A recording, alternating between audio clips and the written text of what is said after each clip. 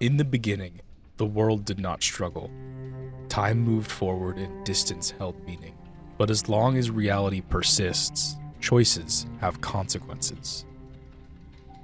7 gods shaped existence: creation, patient and unfinished; death, inevitable and impartial; justice, unyielding in its demand for accountability; tranquility, cultivated through care and presence; chaos, the force of change and fracture; corruption, the slow decay that tests all things; and above them all, the foundation, Astragon, the god of time and space.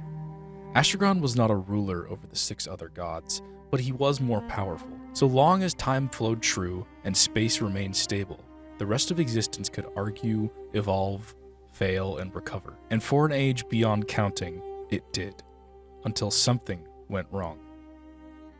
Long ago, this world was a vast and radiant expanse. It's described as being a thriving utopia whose cities gleamed with impossible architecture and technology far beyond the dreams of the modern age. Great spires of crystal alloy pierced the heavens, and arcane machinery hummed in perfect harmony with the 7 divine powers that watched over life. But it all changed in a single catastrophic moment.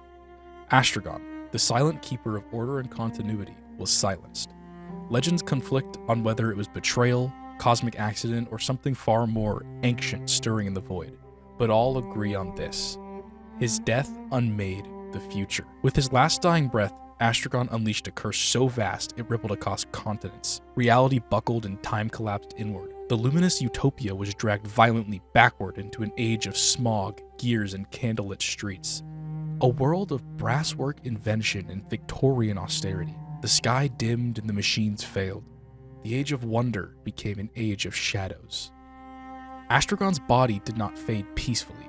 With the hatred weighing so heavy, it fell down upon the world below. A celestial corpse, colossal and divine, crashed upon the surface of the world. The impact annihilated the city beneath him. What was once a marvel of enlightenment, now a cracked and twisted ruin. His death was not the end of his influence. From the fractures in his flesh seeped God's blood, a shimmering, living substance brimming with impossible energy.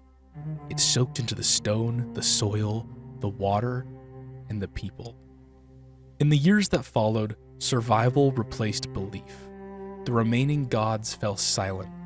Astragon's death left behind a wound in reality so vicious that it would react violently to the god's divine presence. To act too directly would tear the world further apart, so the gods withdrew and the mortals were left to endure the consequences. This era became known as the Age of Consequence and lasted nearly 2 centuries. People learned which places made time misbehave, which ruins whispered, which lands took something from you when you passed through. God's blood was feared, but survival does not stay humble forever. Eventually, someone realized God's blood could be stabilized, not exactly safe, but made useful. This critical realization ended this period and launched the Age of Refinement. God's blood was processed into fuel, engines roared again, cities rose, wrapped in brass, steam, and ambition. The world told itself it was healing, but God's blood does not simply power machines. Those exposed long enough began to change: mind, body, memory, everything. Most corruption was gradual, but in very few instances, something went wrong. Completely. Bodies warped beyond recognition, instincts replaced thought, identity was shattered. Most were completely mutilated, but only a few were warped into an ungodly, unbearable force. These 8 are known as the Shatterborn, monstrous entities born from the gods' leaking essence, each one an embodiment of a different facet of his unraveling power. Their forms vary wildly, some twisted reflections of what they once were, others unrecognizable amalgams, formed from time-warped flesh and putrid god's blood. What makes the Shatterborn truly terrifying, however, is their generative curse. Each possesses the instinctive ability to spawn lesser creatures, warped echoes of their own corrupted design. These underlings carry fragments of their creator's essence, similar features, similar instincts, and the same deep-seated hunger that drives their creator. Entire regions have been reshaped by a single Shatterborn's influence, their broods overrunning wildlands, sewer systems, forgotten ruins, and even fractured districts of once civilized cities. Wherever a Shatterborn takes root, the land shifts subtly around them. Vegetation twists, structures decay or contort, and the time itself may begin to warp.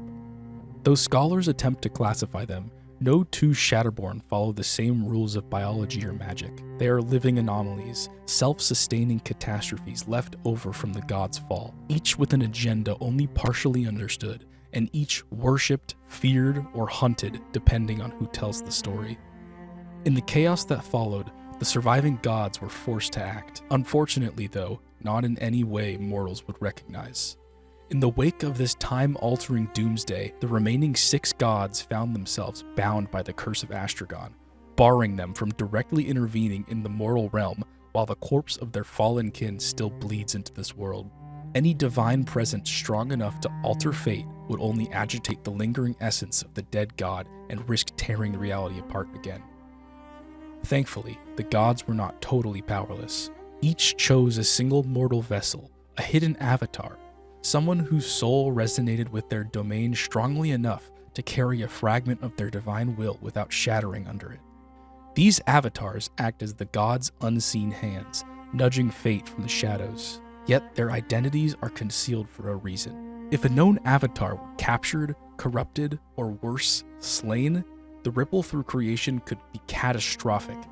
Worse still, the Shatterborn sense them instinctively, drawn to the divine spark within. So the avatars walk the world in secret, never revealing their purpose, even to themselves in some case. They are the gods' final compromise, a way to influence the world without touching it. Now, we enter the age of corruption, roughly 500 years after the godfall.